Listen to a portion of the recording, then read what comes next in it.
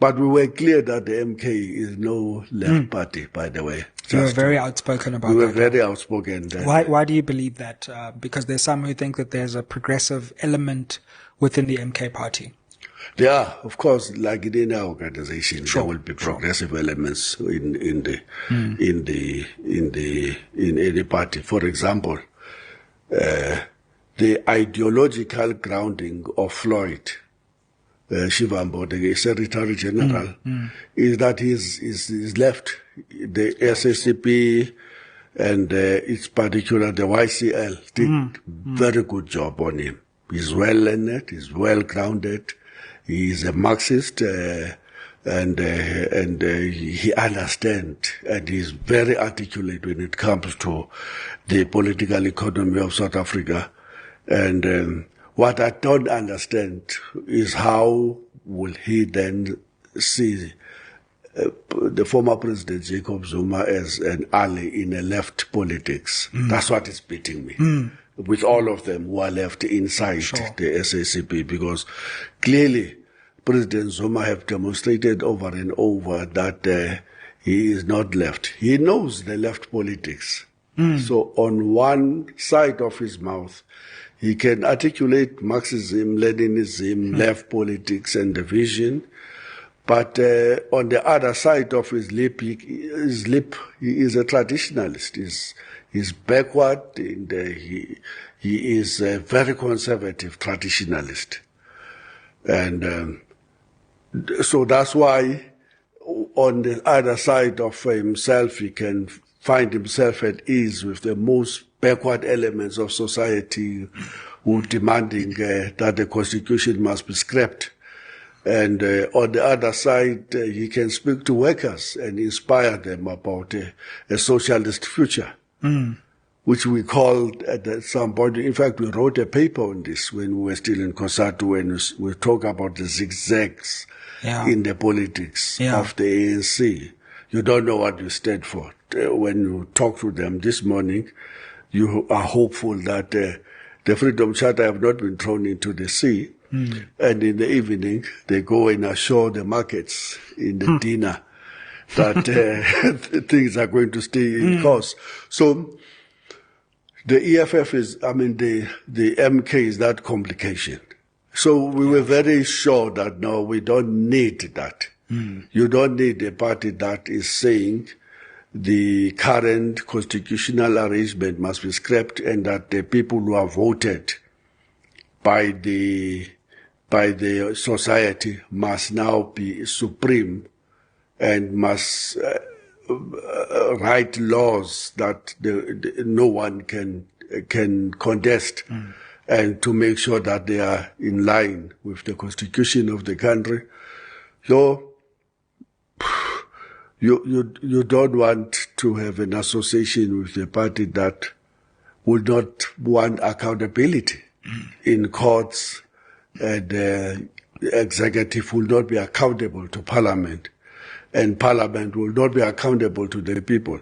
Not at the time when the election results demonstrated that actually it's only about 37% of the voting population who participated in the elections at the end. Yeah, absolutely. Speaking back to that trend that you're talking about. So which people are you talking about? The majority of the people have been turned off thanks to your persistent implementation of neoliberal agendas that turned your party away. And the working class were the first, and the middle class to say, sorry, this is not for us. They said so in the Western Cape. They followed in Nelson Mandela, now in Johannesburg, everywhere else. They are saying that's not what we were here for. Absolutely. I mean, you're an interesting person to speak to about this, because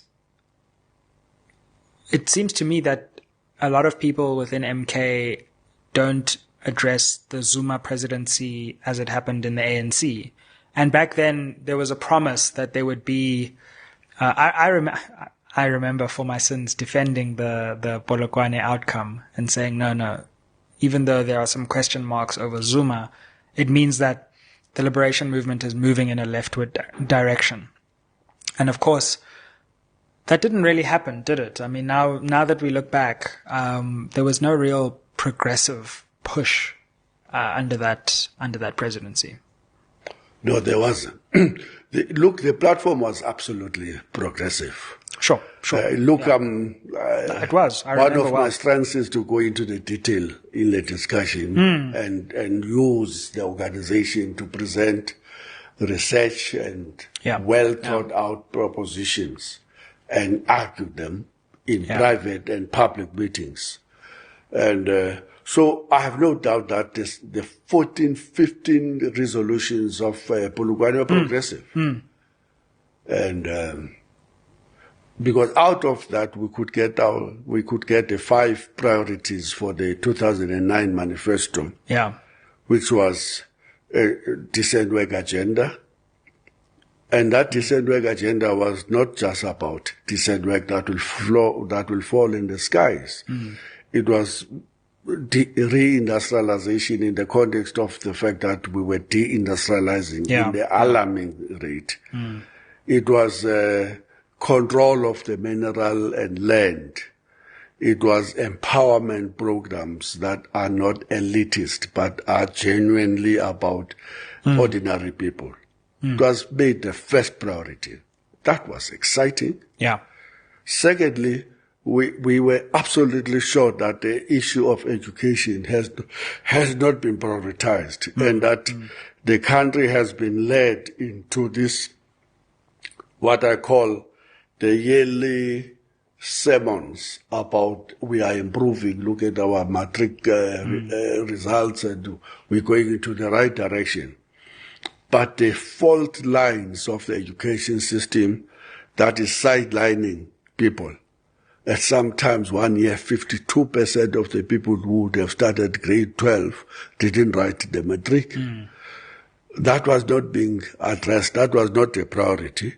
And that every study showed that our kids are at grade 4 and 5 do not read with the meaning, and that we are coming at the bottom when it comes to maths and science. And there was no attention to this. And so we said education must be the priority for both quality and quantity.